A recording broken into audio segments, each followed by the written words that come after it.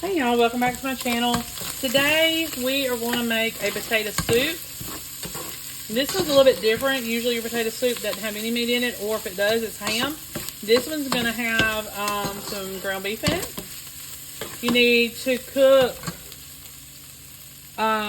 your ground beef about a pound. Fry it loose, so break it up, and you're going to dice an onion and put in there with it and finish cooking that. I've already done that, so it's either translucent or tender, either one, because you're going to cook this a little bit longer, so it should finish cooking when you do that. I'm going to add a couple of teaspoons of garlic powder, but you can add fresh at this point or minced garlic powder. So right now, trying to get this combined, and then we're going to go ahead and start adding our ingredients. Okay, so it's really easy and simple, very simple.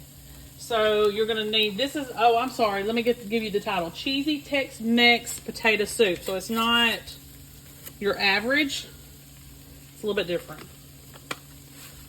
You're going to need a packet of taco seasoning. You're going to need 1 can of black beans rinsed and drained. You're going to need 1 can of corn drained. This is whole kernel. You're going to need 1 can of rotel, not drained. Let's stir that up. So what you're going to do is you're going to add this. Let's see, the 1, 2, 3, 4, 5, 6, 7, 8, 9, 10, the first 10 ingredients. I'm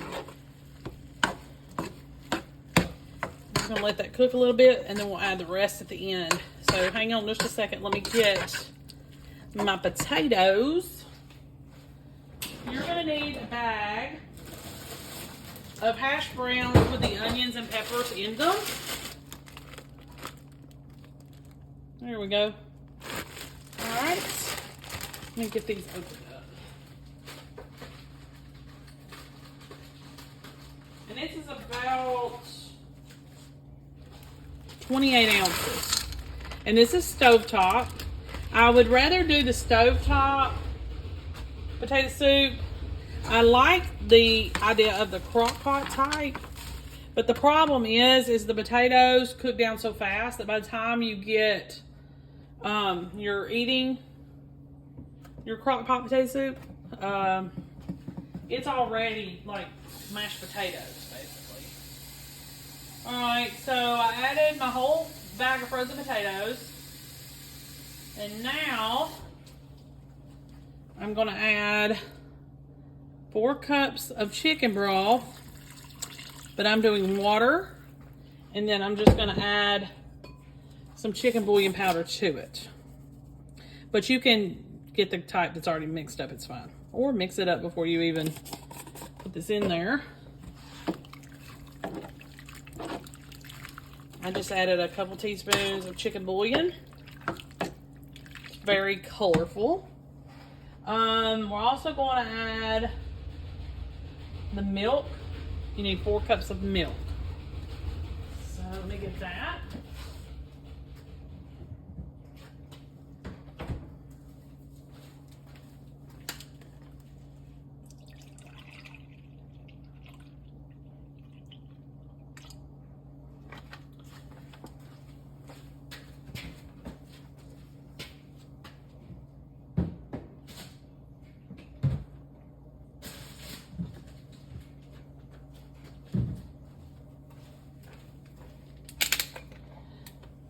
Sorry I didn't have this ready already.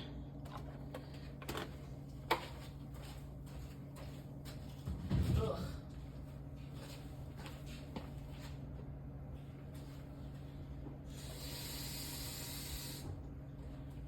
Four cups of milk. All right. And you're going to cook this on medium-high heat until it starts to boil. It needs to be a really low boil because you'll scorch your milk.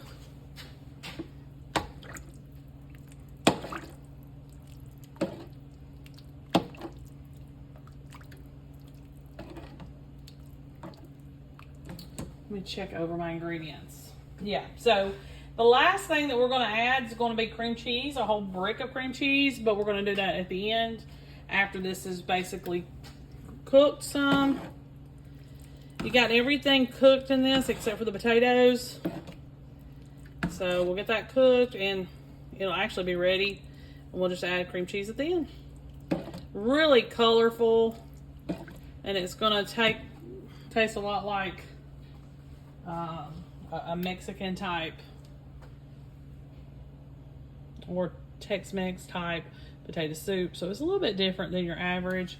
I'm also going to be doing another soup in a couple of days and getting that video ready for you. I'm going to put that on this video. That way you can have a couple of fall soups to choose from that may be a little bit different than your normal. So be sure to watch the next video as well. Okay, so I'll come back once we're ready to add the cream cheese. Okay, y'all, so I still have a little bit of boiling to do or cooking to do on this.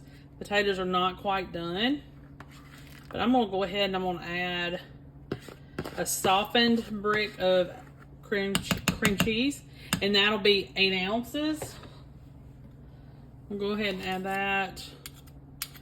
And I'm just gonna I want mine to slowly cook. I didn't want it to come to a boil in 20 minutes. You can have that, cook it for about 20 minutes and it's good to go. But I'm going to slowly cook mine just a little bit until the potatoes are just tender.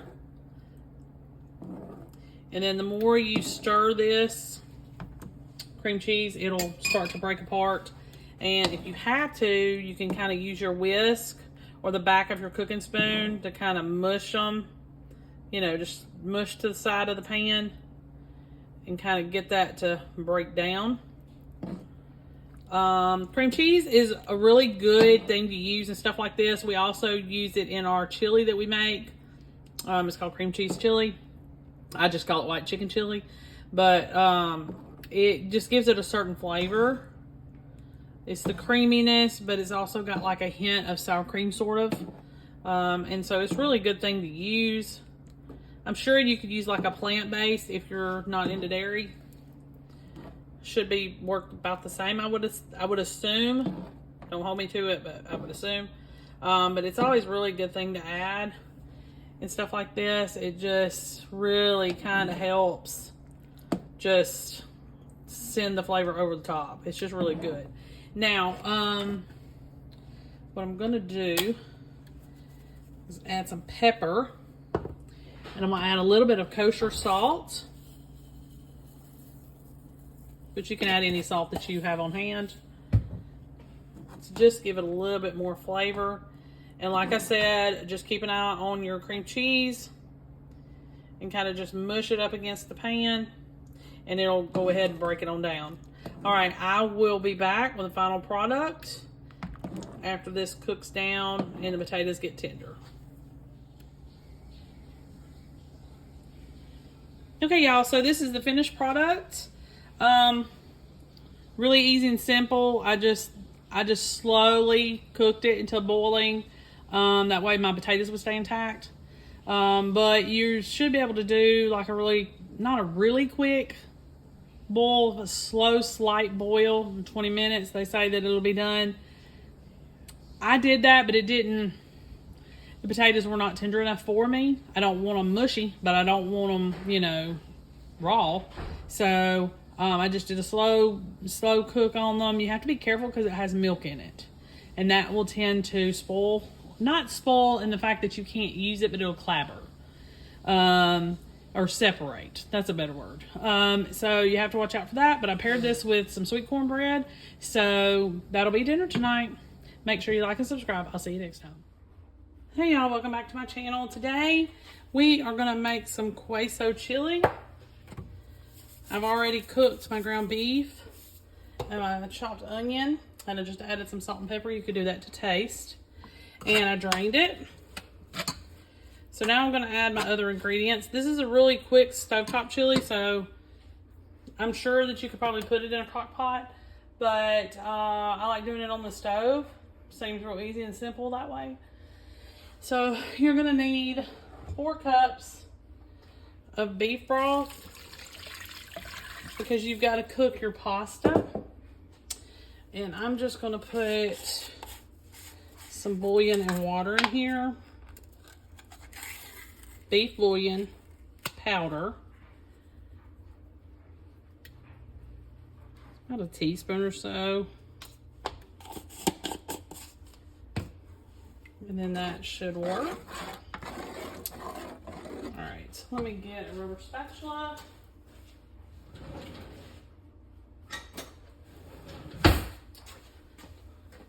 You're gonna need a can of tomato soup, condensed tomato soup.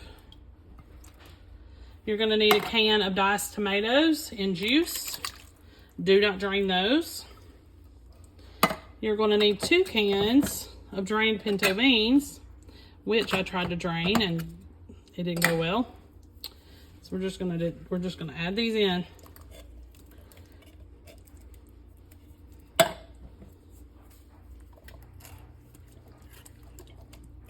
Okay.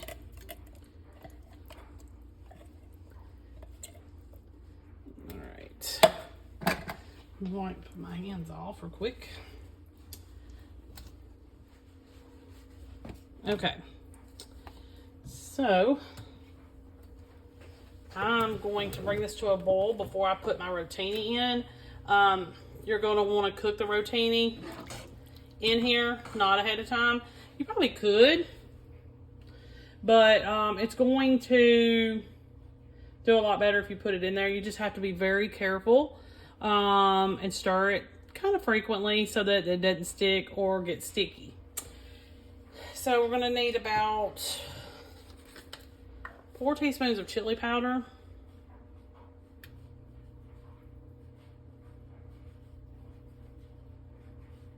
Okay. A teaspoon of cumin.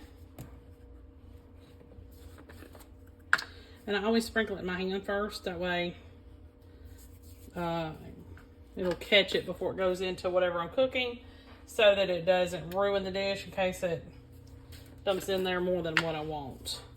Gonna need a teaspoon of garlic powder. And about a half a teaspoon of dried oregano. So we're gonna turn this up on medium-high heat and bring this to a boil. And then I'm gonna add 2 cups of rotini pasta.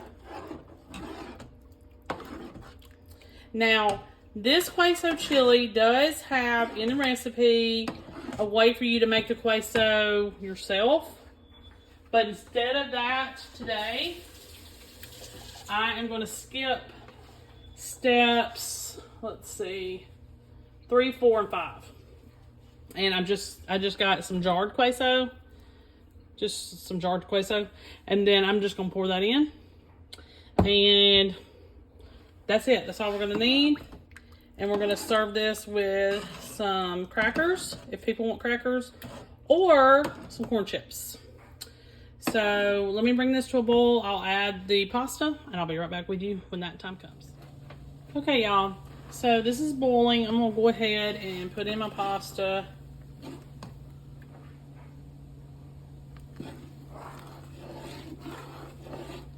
And then keep stirring it like I told y'all. You're going to only need about 2 cups worth.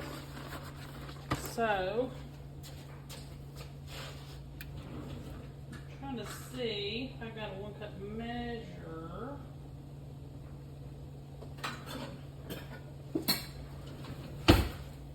I have a 1/2 cup measure. Maybe this will work. Doesn't have to be exact.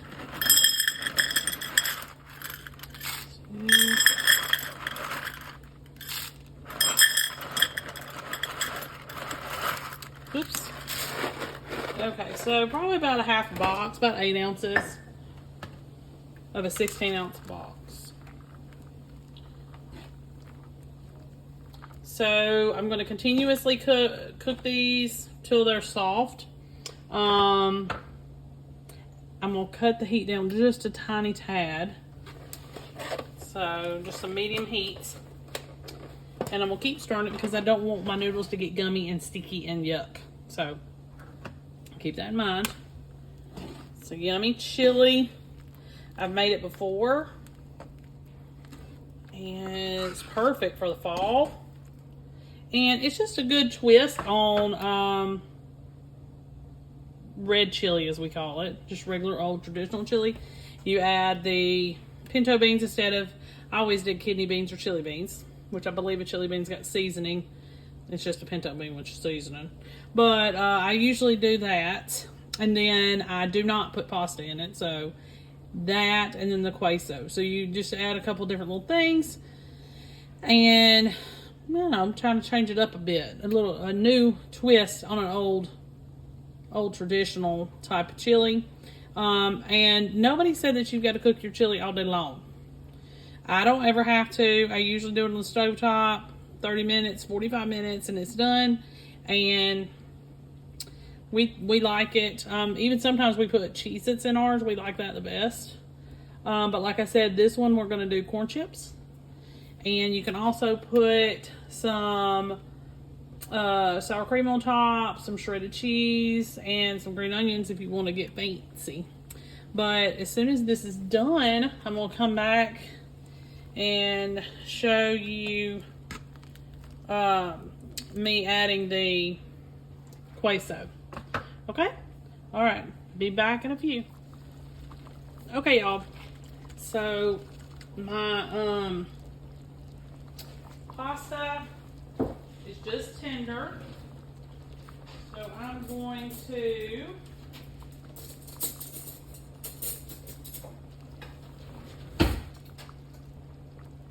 put the queso in, if I can get it open.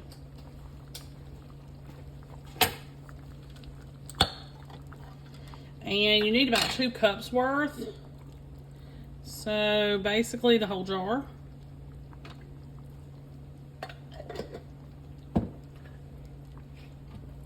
And then you just stir it.